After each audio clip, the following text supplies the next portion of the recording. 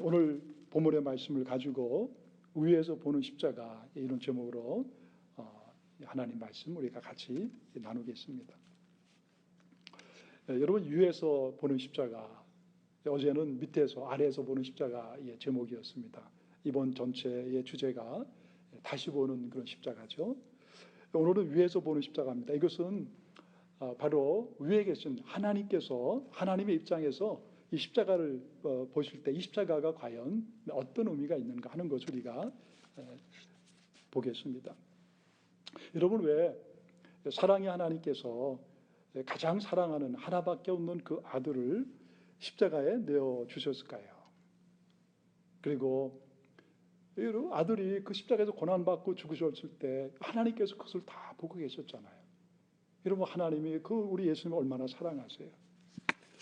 사실 우리가 자녀들을 기르면서도 참 자녀들이 아프거나 그럴 때 우리 부모님의 마음이 어떠세요? 내가 차라리 아픈 게 낫지. 그런 마음을 갖고 우리가 자녀들을 기릅니다.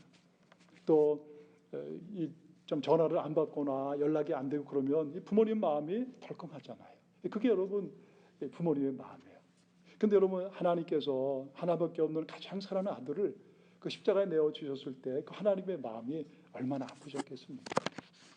왜 하나님은 독생자 아들 예수님을 십자가에 내어주셨을까? 꼭 그렇게 하실 필요가 있었을까? 인간의 죄가 아무리 크다 해도 그냥 하나님께서 못 본 채 하고 눈 감아 주셨다면 다 좋아하지 않을까? 그런 마음을 갖게 됩니다. 우리 예수님도 십자가에서 그렇게 고난받고 죽지 않아도 되셨을 것이고, 또 이 땅의 많은 죄인들도 하나님께서 눈 꾹 감고 지나가면 다 용서함 받게 되니까 좋고요. 또 지옥도 필요 없고, 그럼 모든 사람들이 다 행복하지 않았을까? 그런데 왜 하나님께서 꼭 예수님을 십자가에 내어주셔야 했을까?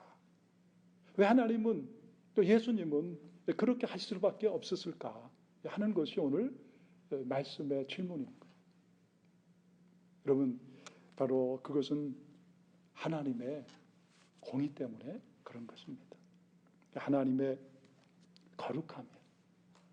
하나님은 죄가 없으시고 죄를 받아들일 수가 없는 그런 하나님이기 때문에 그런 것입니다. 나홈서 1장 2절에 보면 여호와는 질투하시며 보복하시는 하나님이십니다. 여호와는 보복하시며 진노하시되 자기를 거스리는 자에게 여호와는 보복하시며 자기를 대적하는 자에게 진노를 품으시며. 하나님께서 분노를 하신다. 근데 여러분, 하나님이 막 화를 내고 그런 하나님이 아니라 하나님께서는 자기를 거스리는 자, 그리고 자기를 대적하는 자에게 하나님께서는 어떤 하나님이냐? 거룩한 이 진노를, 분노를 가지고 그들을 대하시는 하나님이시라는 거예요. 여러분, 진노한다는 것은 화를 내고 분노한다는 것이잖아요. 하나님의 진노라는 단어가 구약 성경에 580회가 나옵니다. 그런데 이 진노가요, 20개 정도의 단어로 계속해서 번갈아 사용되는 거예요. 근데 여러분, 이 모든 것은 다 뭘 얘기하냐면 거룩한 진노를 말하는 것입니다. 만약 재판을 할 때 이 재판장이 이 죄에 대해서 바르게 판결하지 않으면 어떻게 되겠습니까? 그러니까 자기와 친한 사람에게는 다 무죄를 내리고, 또 자기와 관계가 나쁜 사람들은 큰 죄를 짓지도 않았는데 이 큰 벌을 내린다. 그러면 그 사회는 오래 가지 않아서 무너지게 되는 것입니다. 그러니까 하나님은 공의로운 하나님, 정의로운 하나님. 하나님은 하나님 앞에 죄를 지은 사람을 심판하시는 것이 하나님의 공의예요. 여러분, 하나님이 갖고 계신 것이 사랑과 공의잖아요. 근데 언제나 이 두 기둥이 다 중요한 것입니다. 사랑이 있어야 되고 공의가 있어야 되는 거예요. 가정에도 그렇죠. 사랑이 있어야 되고 잘못된 것은 또 벌을 받아야 되는 거예요. 그래서 그 가정이 그래야 바로 서는 것입니다. 하나님은 거룩하신 분이기 때문에 죄를 그냥 눈 감아 넘겨줄 수가 없으신 하나님입니다. 십자가를 바라보라는 책을 쓴 이 캐나다의 어윈 누처 목사님이 계십니다. 근데 이 목사님이 한 번은 이제 비행기를 타고 가는데 마침 옆에 어느 중년의 여자가 앉아 있어서 그분에게 이제 복음을 증거하면서 얘기를 했습니다. 근데 그 여자분이 그렇게 얘기를 하는 거예요. 나는 천국에 들어갈 만큼 충분히 선하다고 생각합니다. 그러니까 목사님이 당신의 선행이 천국에 들어가기에 충분하지 않다고 하면 어떻게 하시겠습니까? 이제 복음을 증거하려고 얘기하신 거죠. 그래서 그 여자분이 이렇게 얘기합니다. 저는 하나님께 하나님 좀 적당히 하세요. 그렇게 얘기할 겁니다. 하나님 좀 적당히 하세요. 여러분 이것이 이 땅의 대부분의 사람들이 하나님을 대하는 방식인 거예요. 하나님을 사랑의 하나님으로 알고는 있지만 그러나 하나님은 공의 하나님, 죄로 심판하시는 하나님이라는 것에 대해서는 잘 모르는 것입니다. 어인 루처 목사님이 이렇게 말합니다. 갈보리라는 해골 언덕은 하나님은 적당히 할 수 없는 분이심을 상기시켜준다. 그러니까 예수님의 십자가는 우리에게 우리가 지은 죄가 얼마나 처절한지를 낱낱이 보여주는 것입니다. 동시에 하나님이 죄를 다루실 때는 얼마나 철저하게 다루시는가 하는 것을 극명하게 보여주는 것입니다. 그러니까 하나님은 거룩하신 하나님이기 때문에 그렇게 할 수밖에 없는 거예요. 하나님의 본성, 그 결코 불의와 불법을 적당히 넘길 수가 없기 때문에 그런 것입니다. 만약에 하나님께 그렇게 적당히 하기를 요구한다면 그것은 하나님 되기를 포기하라는 말과 같은 거예요. 여러분 하나님은 죄를 혹독하게 다루십니다.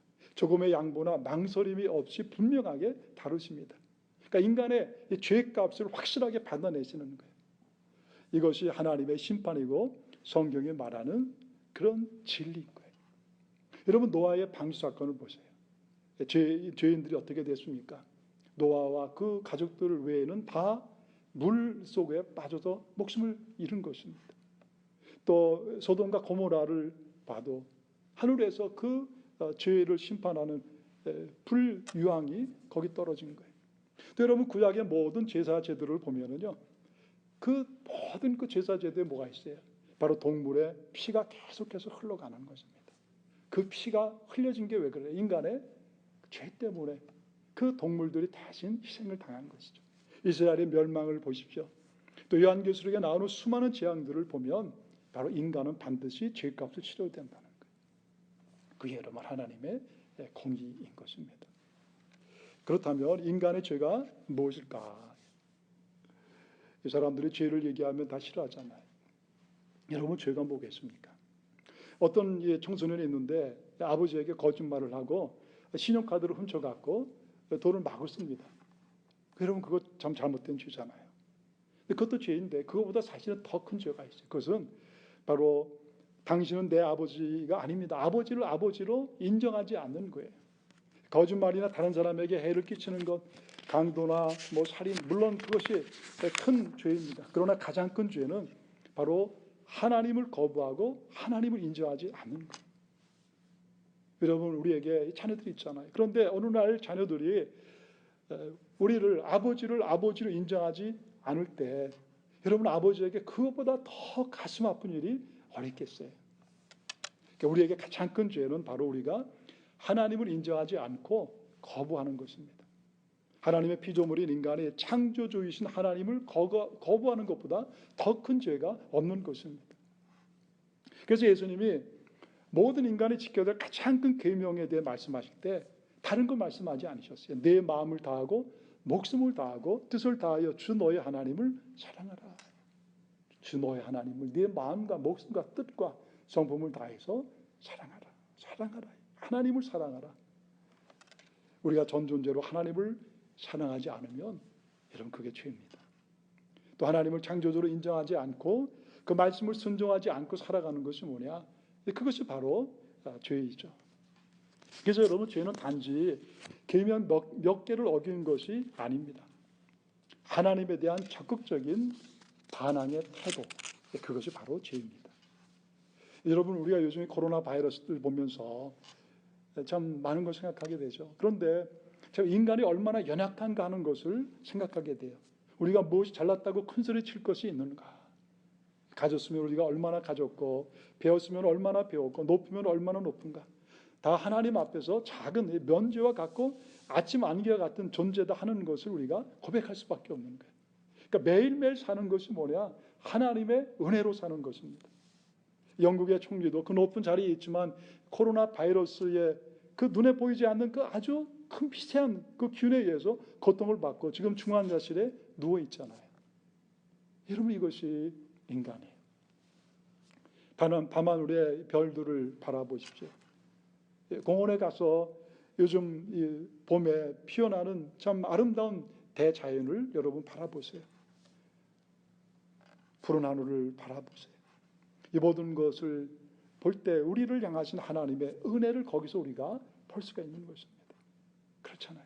그 하나님 앞에 우리가 감사하고 그 하나님을 찬양하고 기뻐하며 살지 않는 것이 뭐냐? 그게 여러분 가장 큰 죄입니다. 그래서 여기에서 모든 죄가 다 나온 거예요. 마가복음 죄송합니다. 누가복음 15장에 보면 집 나간 탕자의 이야기가 나오잖아요. 탕자는 집을 나감으로 짓지 않아도 되는 죄를 지었잖아요. 아버지를 떠나니까 가난이 오고 삶의 의미와 목적을 잃어버리게 되고 세상 속에서 방황하게 된 거예요.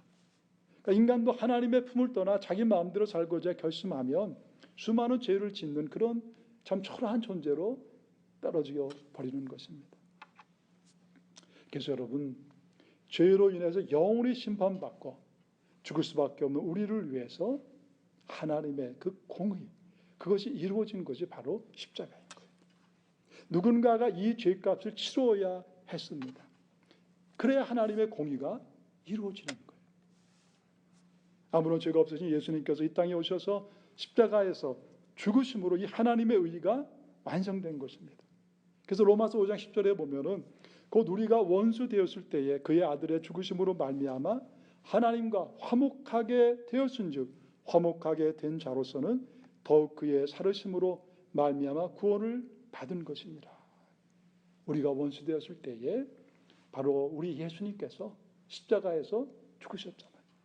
그래서 그 예수님이 십자가의 죽으심을 통해서 하나님의 그 공의가 이루어지게 된 것입니다. 십자가는 가장 참혹한 사형틀입니다. 그렇잖아요, 여러분. 로마의 반란을 일으킨 사람들이 매달리는 곳입니다. 예수님이 맞으신 채찍은 예수님이 온몸에 채찍으로 맞으셨죠. 등에 가죽이 다 벗겨지고 살점이 떨어져 나갔고 뼈마디가 다 드러났습니다. 손과 발에 큰 대못에 박히셨습니다. 근데 손바닥이 아니라 사실은 전문가들은 손목에 박혔을 것이다, 그렇게 얘기를 하는 거예요. 그것은 신경이 지나가기 때문에 가장 고통에 극심한 것입니다. 온 몸에 몇만 볼트의 전기가 흐르는 것 같은 그런 고통이 그 예수님이 그 못 박힐 때 그 고통을 느끼시는 거예요. 머리에 가시면류관 쓰셨습니다.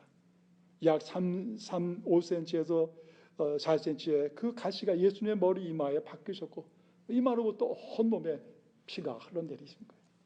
옆구리에 창으로 찔리셔서 피가 흘러내리셨습니다. 예수님은 발가벗기셨어요.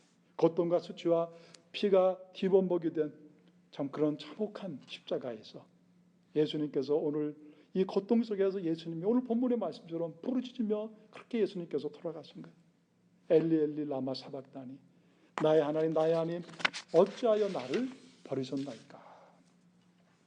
육체의 고통과 함께 예수님은 하나님과 완전히 끊어지는 아픔 속에서 그렇게 예수님께서 처참하게 죽어가신 거예요. 그럴 때 비로소 하나님의 공의가 채워지게 된 것입니다.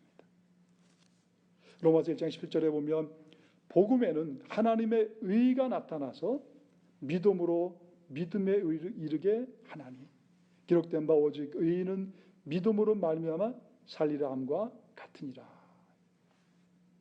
여러분, 참 얼마나 귀한 말씀이에요. 그런데 종교개혁자 마틴 루터는요, 처음에 이 구절을 그렇게 싫어했다고 얘기합니다. 왜냐하면 여기 보면 하나님의 의의가 나오잖아요. 그러니까 이제 이 말씀을 읽으면서 하나님은 참 나에게, 인간에게 이 거룩한 의의만을 요구하시는 참 그런 하나님이다.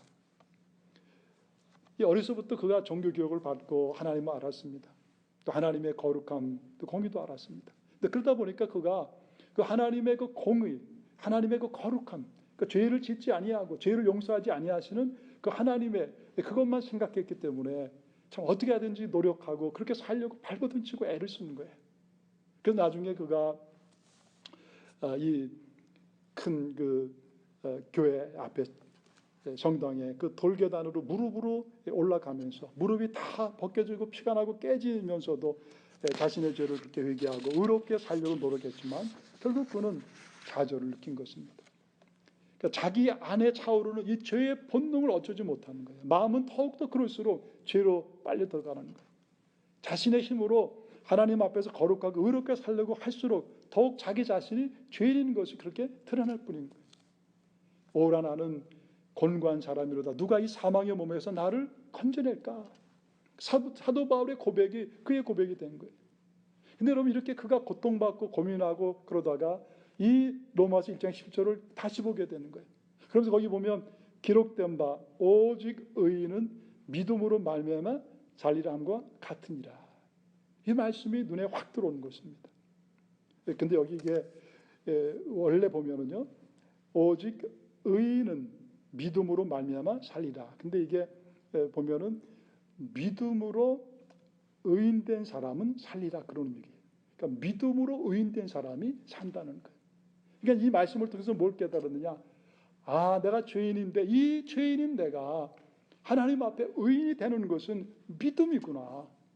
근데 여러분 그 믿음이 다른 것이 아니라 바로 나를 위해서 십자가에 달려 돌아가신 그 예수 그리스도를 내가 믿고 그 예수님의 그 십자가 그리고 그 부활을 내가 믿음을 통해서 이 믿음으로 내가 하나님 앞에 의인이 되는 것이구나.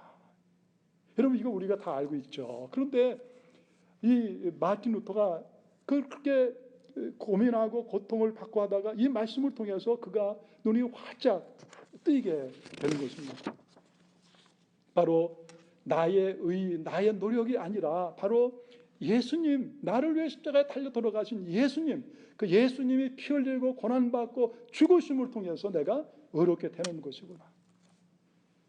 이것을 이 말씀을 깨닫는 순간 그의 마음에 하늘의 빛이 임하였습니다. 이것이 바로 그가 종교개혁을 시작한 도화선이 된 거예요. 얼마나 놀라운 하나님의 은혜입니까? 역시 교조를 통해서 요한 웨슬레도 그의 마음에 빛이 임합니다.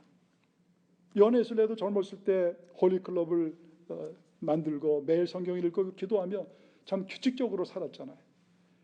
미국의 인디안 선교사로 갔습니다. 그렇지만 그는 철저하게 실패한 거예요. 나는 구원받았는가? 정말 나는 용서받았는가? 늘 이 죽음에 대한 두려움을 갖고 있던 그가 어느 날 올더스게이트 거리에서 가다가 어느 교회에 들어갔다가 그 교회 뒤에 참 무력하게 앉아있다가 앞에 있는 사람이 이 마틴 루터 로마서 이 주석 서문을 읽고 오직 의인은 믿음으로 말미암아 살리라 이 말씀을 들으면서 그 마음속에 마음이 뜨거워지고 그리고 그렇구나 내가 이 구원받는 것은 바로 믿음으로 받는 것이구나. 예수님의 그 십자가 그리고 부활의 그 은혜를 알고 그 예수를 내가 믿음을 통해서 구원을 받는구나. 여러분 바로 그 순간 그가 마음이 뜨거워지고 그것이 바로 거듭난 순간이 되었고요. 그리고 감리교 운동의 시작이 된 것입니다. 말씀을 정리합니다. 위에서 본 십자가 하나님은 이 십자가를 보시면서 마음이 너무도 아프셨어요. 그렇지만 하나님은 그래도 아들을 내어주신 것입니다. 바로 우리를 사랑하시기 때문에 그런 거예요. 그래서 여러분이 십자가는 하나님의 가장 귀한 사랑이에요. 우리를 위하신 사랑인 것입니다. 여러분 만약에 예수님이 십자가에서 들어가지 않으셨으면 거기 저와 그리고 여러분이 거기 죽어야 되는 거예요. 그래야 하나님의 공의가 이루어지기 때문에 그런 것입니다. 그렇지만 하나님은 우리를 위해서 가장 사랑하는 아들을 거기에 내어주신 거예요.